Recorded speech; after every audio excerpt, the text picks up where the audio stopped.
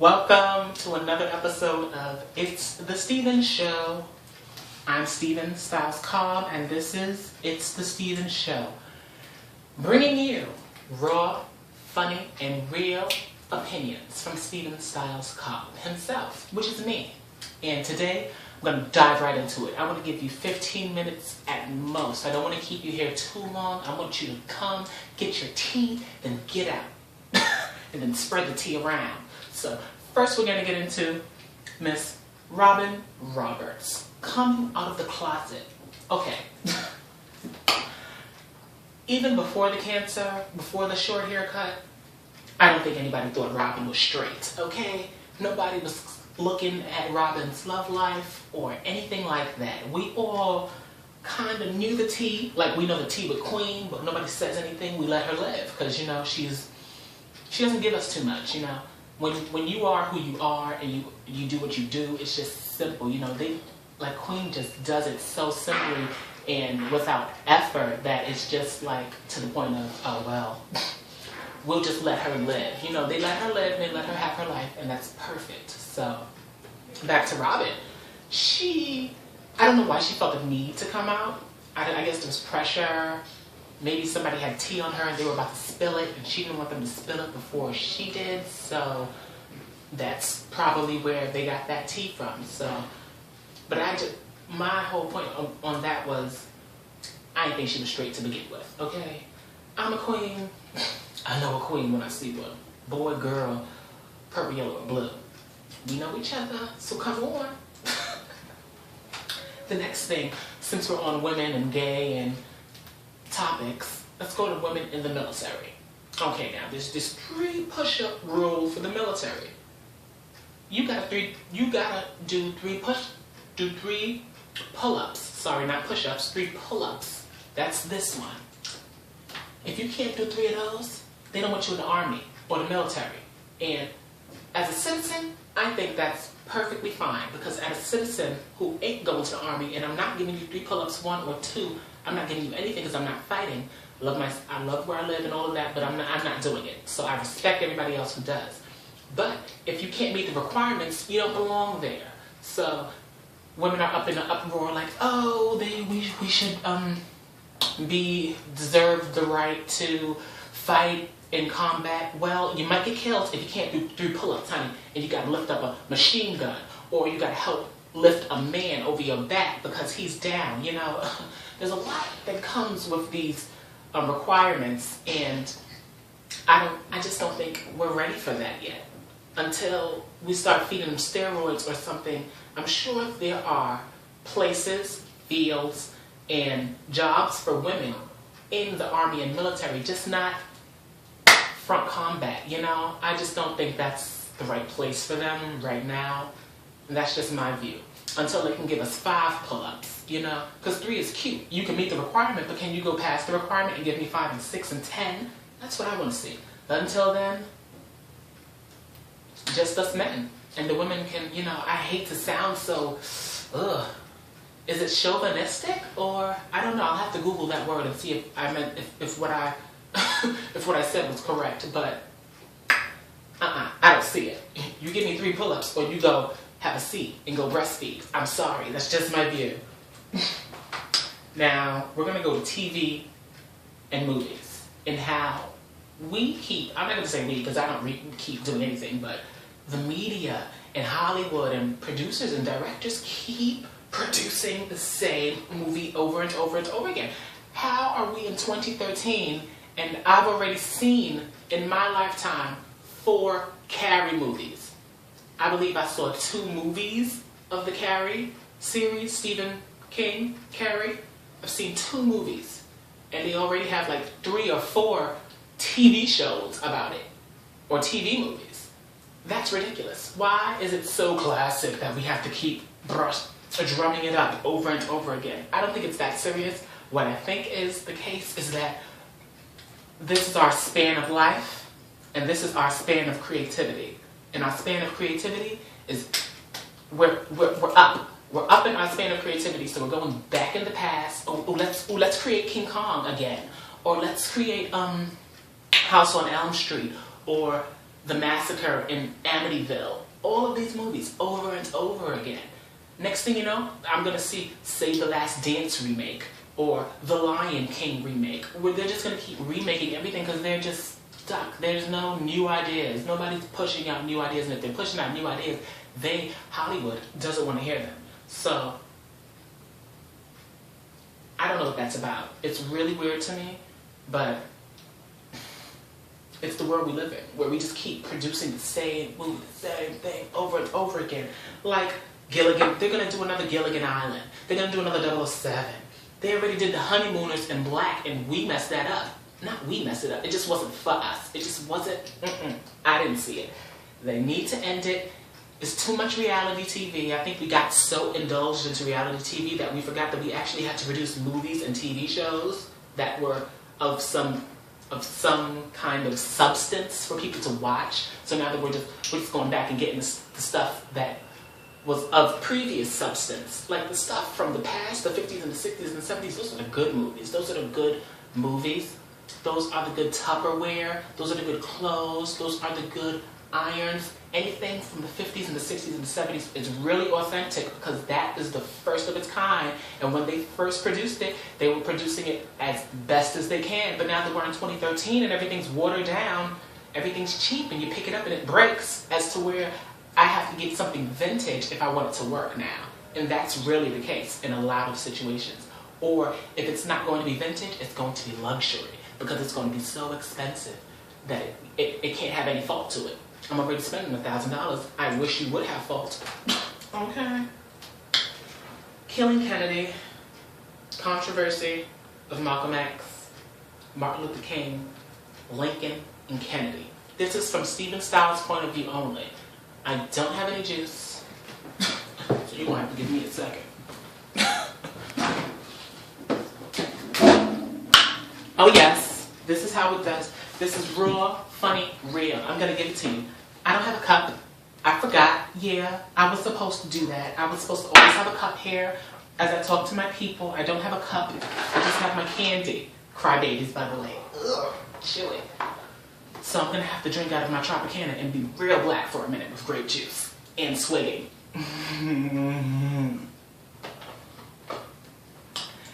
That's the luxury of living in my own home, where I can drink out of the grape Tropicana Punch and nobody can say anything. And I can drop it down and nobody says, "What's that noise? Ow! Come on." But anyway, back to Killing Kennedy and the controversy at hand. I think that they were all planned. I think everything, because if you think about it, Kennedy, Lincoln, Malcolm, and Martin, what do they have in common? They were all assassinated. They were all murdered. Who murdered them?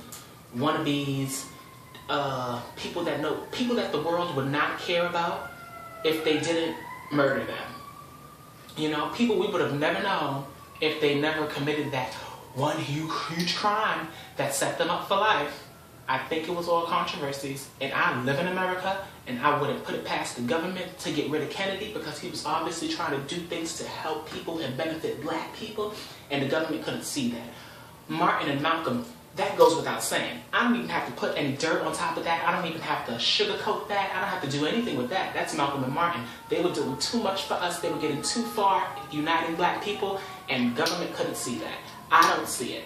I don't see how the government can sit back and watch black people be prosperous and unite when the government has kept us from uniting. They know that's the only thing that's keeping us down. If we unite, everything would be over. If black African Americans and Latinos come together and we were to unite, and you know, no problems, no fighting, no wars, no drugs, no nothing. If we were to unite and discuss and realize how the government is set up to keep us down, and we stop buying, and we stop dipping and doing, and we keep ourselves out of jail, do you know how much money we would take from them if we kept ourselves out of jail and off of the streets and bettered and worked toward the betterment of each other? But we would need that one-on-one with each other. And it's so sad that we as a people and as a whole nation have come so far that we're just whatever. To each his own. To each his own, in the sense that it's a dog-eat-dog world out there, and to each his own goes to I'll eat you before you eat me, you know? And I'm on the train, and I see that that's the way it goes. It's very much, we're not in the time of, oh, hi, how are you? Oh, can I read your newspaper? We've come so far, we're just like, whatever, to each other, and it shouldn't be that way. We need to come together and talk and discuss and put things on the table so we can see exactly what's going on in the bigger view of things, because we're just pawns in a bigger game, and I would love to know what game it is. I just know I'm a pawn. It kills me. But that's my stance on the controversies of killing Kennedy and that whole, all four of them. Lincoln, Kennedy, Malcolm, and Martin, honey. And anybody else who was murdered, who was in the forefront of media. I feel like those people that assassinated them, no. How comes Obama ain't assassinated? How comes Suge Knight ain't been assassinated? There are so many other people that fit the molds of Malcolm, Martin, Lincoln, and Kennedy that should have been assassinated, could have been assassinated, but ain't been assassinated. They would have been assassinated if real people were assassinating them, and I don't think that's the case. I'm going to move on. I'm going to move on to black people, since I was on that a little bit with Malcolm and Martin. Black people, our spending power. We are the lead spenders in America. We spend over $1.3 billion a year in revenue that we give these businesses. And mind you, black people, African Americans, are some of the most underpaid, we're the poorest of, some of us, but sadly the majority, the majority are poor and undereducated, but yet we're the lead spenders. And we keep Hermes, we keep Burberry, we keep Gucci, we keep Rite Aid, we keep Dwayne Reed, Fine Fair, everything going, because we give. And I don't mean black people, I mean black, white, yellow, green, purple, as consumers, not celebrities. Celebrities don't make Hermes boom. Celebrities don't make Gucci boom, or Louboutin, or any of those boom. They are just models. They get the product out there, they pose, and then we as consumers, we go buy it. We go eat up all the True Religion, the Burberry, the Louboutins, and everything. We go do that. Nobody else, not the celebrities. For the celebrities to keep these businesses in business, it would take so many celebrities, and there's not that many celebrities to keep these businesses in business, as if there are civilians to give their money. We as civilians, we always give our money consistently to these businesses because we need them. We need food, so I'm going to keep Fine Fair and Dwayne Reed in business. I need clothes, so I'm going to keep Burberry and Saks in business.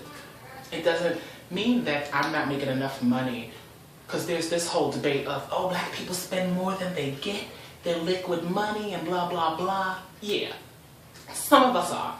Some of us live in projects and we buy $700 pants and $400 shirts and $1,800 shoes. But you live in projects, And that's the whole fake it till you make it thing. I don't think that has anything to do with, oh, I'm going to buy Burberry and Gucci because I want to be like somebody. No. I want to buy Burberry and Gucci because I want a better lifestyle for myself. I can't happen to get out of the projects, but while I'm in the projects, honey, you're going to see me dipped and done. And that's my people's view. It doesn't mean that I want to be like Sarah Jessica Parker just because I have a Burberry mink. No, I have a Burberry mink because it's cold and I can actually afford it. I just happen to live in the projects.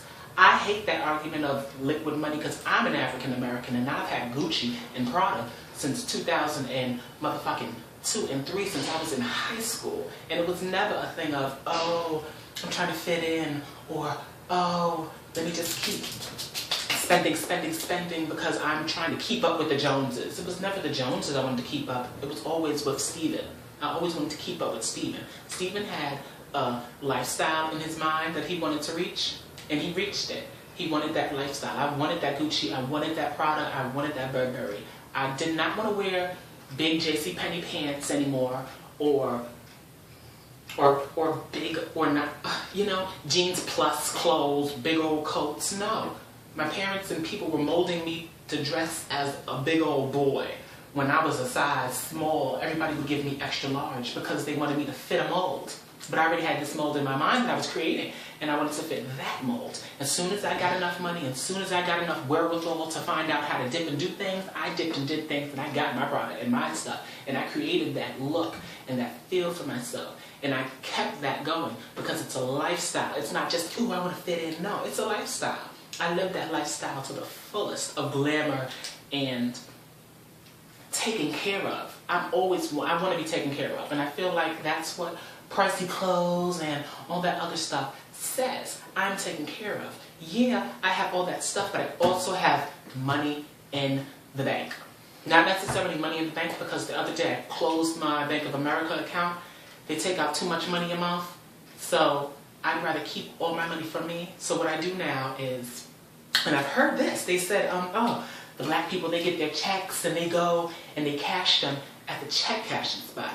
Baby, I'd rather cash an $800 check at the check cashing spot and give them $40 once than to deposit my $800 into the bank and they take $40 every month. You're not doing that. I don't want to hear it.